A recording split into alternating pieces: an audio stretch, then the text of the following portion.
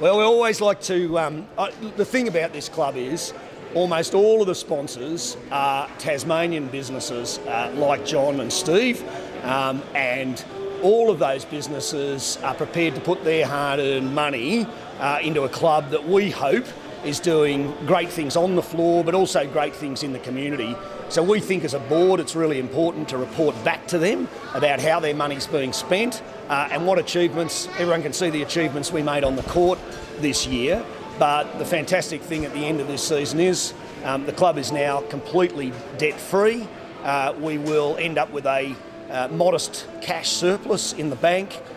We've had over the last 2 years some nearly 25,000 young Tasmanians playing basketball in camps or clinics with Chargers players and coaches. So we know we're growing the sport as well. And of course those kids, as we've all seen at our final night of this season with 3,500 people through the gates, those kids are coming to watch the games.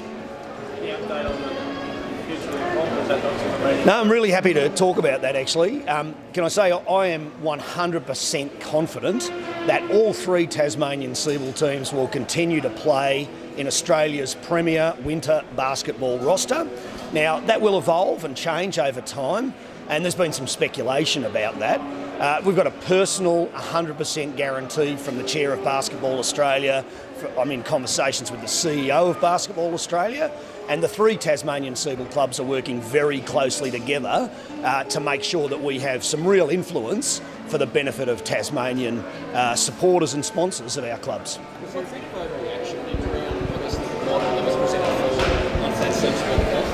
I think there's been a bit of an overreaction, but look, you guys after the season have to write about something. I think, and I'm not blaming the media in any way, shape or form, I think there was some mixed messages coming out and so on, but the very clear message that we have directly from the head of Basketball Australia is that the three Tasmanian Seaball clubs are extremely important to the future of basketball, are extremely important obviously to pathways in this state, and there is absolutely no doubt that we will continue, and I suspect we'll continue to play in Seaball for 2019, but during that year as things evolve, we will continue to play in Australia's premier winter basketball roster.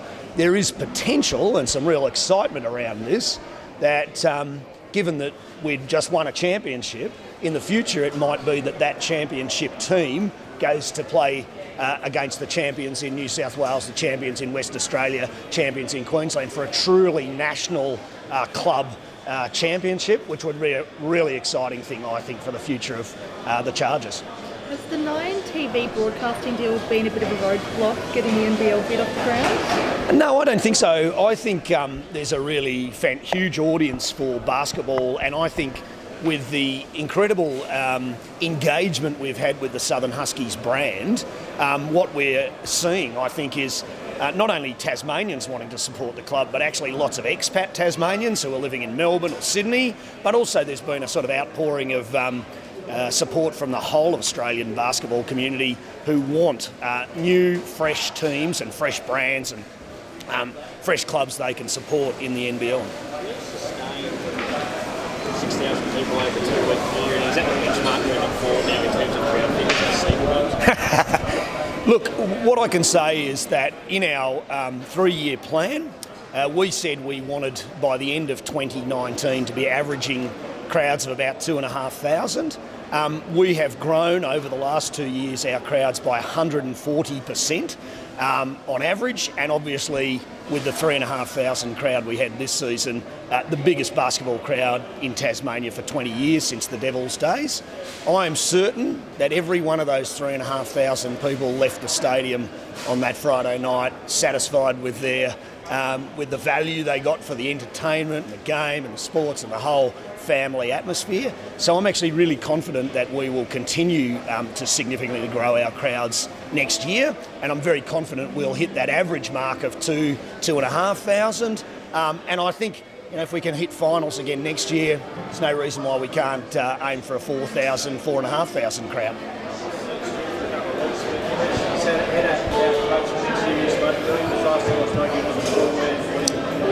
Yeah, well, look, obviously, one of the things I've tried to build into the club is some good governance, good processes. So the board will take recommendations from the basketball committee about coaching positions, and then we're going to start signing and recruiting players early this year. That's our plan as a board. I'm very keen for Stewie to continue in the head coach's role. And also in the role of business and community development that he does so well for the club. And I hope we'll be able to make announcements about that going forward. Almost be a full-time job soon. Well, look, at the moment, Stewie's probably, we pay him for 3 or 4 days a week. He probably does 7 or 8 days a week, truth be told, for the club. And certainly we're now in a financial position that the Wolves are from the door. We're not rich by any stretch of the imagination, but I think if we stick to our 3-year plan, by the end of next season, we will be the strongest Seaball club in the nation, and that's really what our goal's been. So what is next for the NBL bid? Look, the next steps in the NBL bid are really around the venue, the Glenorchy City Council negotiations. I'm not privy to those. The consortium's managing and running those, so you'd have to ask them about where they're at.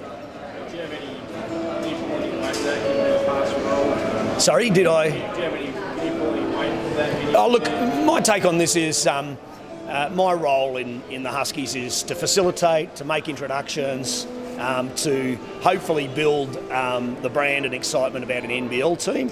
All of the other stuff really is consortium business. They're getting on with it, and no doubt, when they make progress, they'll be making announcements about that.